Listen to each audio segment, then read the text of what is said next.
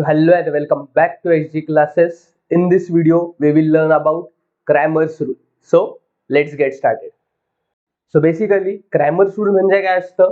Usually आपण linear equation into variables जे equation solve केले हे कुठल्या मेथडनी सॉल्व्ह केले? सायमल्टेनियस मेथडनी सॉल्व्ह केले. सो क्रॅमर्स रूल ही सायमल्टेनियस रूल पेक्षा एक काय इझी मेथड आहे सॉल्व्ह करण्याची. इजे एक क्रॅमर नावाचा एक मॅथमॅटिशियन आहे, यांनी डिटर्मिनंटच्या बेसवरती काय केलं होतं, आपल्याला एक क्रॅमर्स रूल दिला होता. सो आपण बघूयात की तो क्रॅमर्स रूल काय असतो. सो बेसिकली जर आपण दोन इक्वेशन्स कन्सिडर केले, इन जनरल इक्वेशन कन्सिडर केलं, आपलं फर्स्ट इक्वेशन आपलं असन a1x plus b1y is equal to c1, आणि आपलं जर हे असन आपलं फर्स्ट इक्वेशन, आणि आपलं जर सेकंड इक्वेशन असन a2x plus b2y is equal to c2, हे आपलं असेल सेकंड इक्वेशन. सो याच्यामध्ये काय आपले x चे कोइफिशियंट्स काय आहेत? फर्स्ट इक्वेशन मध्ये x चा कोइफिशियंट काय आपला a1, सेकंड इक्वेशन मध्ये x चा कोइफिशियंट काय a2. तसंच y चा कोइफिशियंट काय आपलं फर्स्ट इक्वेशन मध्ये y चा कोइफिशियंट आहे आपलं b1, आणि सेकंड इक्वेशन मध्ये y चा कोइफिशियंट काय b2. तसंच आपले कॉन्स्टंट नंबर्स आहेत, हे काय कॉन्स्टंट नंबर्स काय आहेत c1 आणि c2. सो बेसिकली हे जे कोइफिशियंट्स आहे ह्याचा यूज करून क्रॅमरनी काय केलं होतं, डिटर्मिनंट्स फॉर्म केले होते, आणि त्या बेसिसवर त्यांनी काय केलं होतं, हे व्हॅल्यूज फाइंड आउट केले होते एक्स आणि वाय चे. सो बेसिक त्यांनी घेतलं होतं आपला जो फर्स्ट डिटर्मिनंट असणार डी, या डी डिटर्मिनंट मध्ये काय असणार आपले सगळे एक्स आणि वाय चे कोइफिशियंट्स असणार. सो एक्स आणि वाय चे कोइफिशियंट्स म्हणजे काय, आपला डी डिटर्मिनंट काय असणार a1 a2 आणि b1 b2. तसंच त्यांनी काय केलं होतं, मग एक dx डिटर्मिनंट घेतला होता जो आपला एक्सचा कोइफिशियंट आहे, हे काय करायचं आपल्याला, या dx डिटर्मिनंट मध्ये काय असणार आपले जे एक्सचे कोइफिशियंट्स आहेत, ह्या एक्सच्या कोइफिशियंटच्या ठिकाणी काय करायचे आपल्याला रिप्लेस करून आपले कॉन्स्टंट नंबर लिहायचे. म्हणजे इथे काय येणार, हे जो एक्सचा कॉलम आहे आपला हा एलिमिनेट होऊन याच्या ठिकाणी काय येणार c1 आणि c2, आणि आपला वायचा कॉलम तसंच राहणार b1 आणि b2. तसंच आपला एक dy नावाचा एक डिटर्मिनंट घेतला होता त्यांनी, ज्याच्यामध्ये काय असणार आपला जो y वाला कॉलम आहे तो एलिमिनेट करून y च्या ठिकाणी काय येणार आपलं जे आपले कॉन्स्टंट नंबर्स आहेत तो वाला कॉलम येणार. सो आपला x चा कॉलम तसंच असणार इथं a1 a2, हा जो आपला x चा कॉलम आहे, आणि y च्या कॉलमच्या ठिकाणी काय असणार मग आपला कॉन्स्टंट वाला कॉलम असणार जो असणार आपला c1 आणि c2.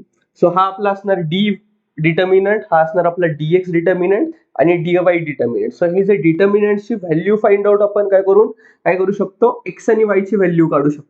सो x आणि y ची व्हॅल्यू कशी काढायची त्याच्यासाठी त्यांनी एक फॉर्म्युला दिला होता. सो x ची व्हॅल्यू कशी येते, x ची व्हॅल्यू येते आपली dx अपॉन d ची व्हॅल्यू फाइंड आउट करून, आणि आपली y ची व्हॅल्यू कशी येते आपली dy अपॉन d, ही जर ही व्हॅल्यू फाइंड आउट केली. सो ह्या दोन्ही डिटर्मिनंटच्या व्हॅल्यू फाइंड आउट केलं आणि ह्यांचे जर रेशो घेतले तर आपल्याला काय भेटेल, एक्स आणि वाय ची व्हॅल्यू भेटेल. सो आपण एक एक्झाम्पल घेऊया. सो आपला फर्स्ट सम आहे 3x - 4y is equal to 10, आणि सेकंड इक्वेशन आहे आपली 4x + 3y is equal to 5. So आता हे दोन इक्वेशन्स आपल्याला काय करायचंय, क्रॅमर्स रूलनी सॉल्व्ह करायचं. सो बेसिकली क्रॅमर्स रूलनी कसं सॉल्व्ह करतो, हे आपले इक्वेशन नंबर 1 सपोज करू. So 3x - 4y is equal to 10, हे आपलं असणार इक्वेशन नंबर 1, आणि सेकंड इक्वेशन काय असणार 4x + 3y is equal to 5, हे आपलं इक्वेशन नंबर 2. सो या दोन्ही इक्वेशन मध्ये काय एक्स चे कोइफिशियंट्स काय आहेत आपले, एक्स चे जर कोइफिशियंट्स बघितले, एक्स चे कोइफिशियंट काय 3 आणि 4. तसंच वाय चे कोइफिशियंट्स काय आहेत आपले -4 आणि +3, आणि आपले कॉन्स्टंट वाले नंबर्स काय 10 आणि 5. सो बेसिकली काय करतो आपण, सगळ्यात पहिलं काय करतो आपण डी ची व्हॅल्यू फाइंड आउट करतो. सो पहिला जो डिटर्मिनंट डी असतो त्याच्यामध्ये काय असतात आपले एक्स आणि वाय चे कोइफिशियंट्स घेतो. सो एक्स आणि वाय चे कोइफिशियंट्स काय येणार, एक्स चे कोइफिशियंट काय 3 आणि 4, वाय चे कोइफिशियंट्स काय -4 आणि 3. आता आपण हे डिटर्मिनंट सॉल्व्ह करूयात. आपल्या डिटर्मिनंटच्या रूलनी काय असतं मग क्रॉस मल्टिप्लिकेशन. इथे काय येणार मग 3 × 3 मध्ये मायनसची साईन, आणि इकडून क्रॉस मल्टिप्लिकेशन म्हणजे काय येणार ते -4 × 4. सो इथे काय येईल मग 3 3 जा 9, -4 4 जा किती येणार 16, आणि हे -16 येणार.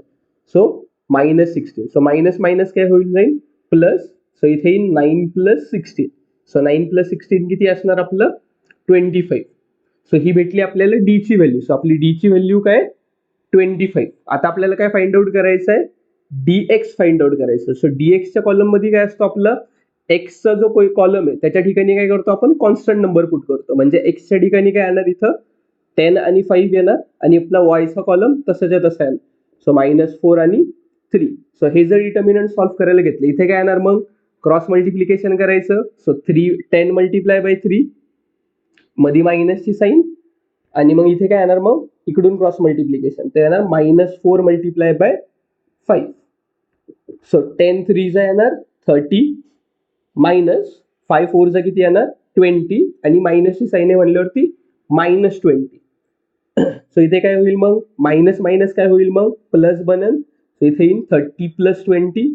सो 30 प्लस 20 येईल आपलं 50. सो आपल्याला dx ची व्हॅल्यू किती भेटली 50. असंच आपल्याला काय करायची आता dy ची व्हॅल्यू फाइंड आउट करायची. सो dy काय येणार मग आपल्याला dy च्या ह्याच्यात काय येणार. सो जो y चा कॉलम असणार त्या ठिकाणी काय करायचं आपल्याला कॉन्स्टंट नंबर्स लिहायचे. म्हणजे इथे काय 10 आणि 5 आणि जो x चा कॉलम असेल तो तसा येणार. सो 3 आणि 4. सो इथे काय करायचं मग आता क्रॉस मल्टिप्लिकेशनने आपण डिटर्मिनंट सॉल्व्ह करू. 3 मल्टिप्लाय बाय 5 येईल मायनस काय होणार मग इकडून क्रॉस मल्टिप्लिकेशन करायचं 10 मल्टिप्लाय बाय 4. सो हे किती येणार मग 3 5 चं किती येईल आपलं 15 मायनस 10 4 चं किती येईल 40. सो आपलं 15 मायनस 40 किती येणार मग 25. सो dy ची व्हॅल्यू आपल्याला किती भेटली मग आता 25. सो आता हे जे dy dx आणि d ची व्हॅल्यू आहे याच्यावरतून आपल्याला काय करायचं आहे x आणि y च्या व्हॅल्यू फाइंड आउट करायचं. सो ह्याच्या तिन्ही व्हॅल्यूज आहेत ह्याच्यावरतून आपल्याला काय करायचं आहे x आणि y च्या व्हॅल्यूज फाइंड आउट करायचं आहे. तर काय असतो आपला x इज इक्वल टू काय असतं आपलं dx upon d. So dx ची व्हॅल्यू काय आपली 50 अपॉन d ची व्हॅल्यू आपली काय 25. सो 50 डिवाइड बाय 25 येतं 2. सो आपली x ची व्हॅल्यू काय भेटली मग 2.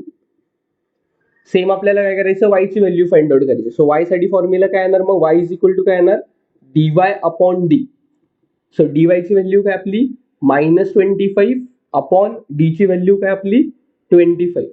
सो -25 डिवाइड बाय 25 किती येणार -1. सो आपली y ची व्हॅल्यू काय भेटेल मग -1. सो असं आपण क्रॅमर्स रूलनी x आणि y च्या व्हॅल्यूज इझिली फाइंड आउट करू शकतो.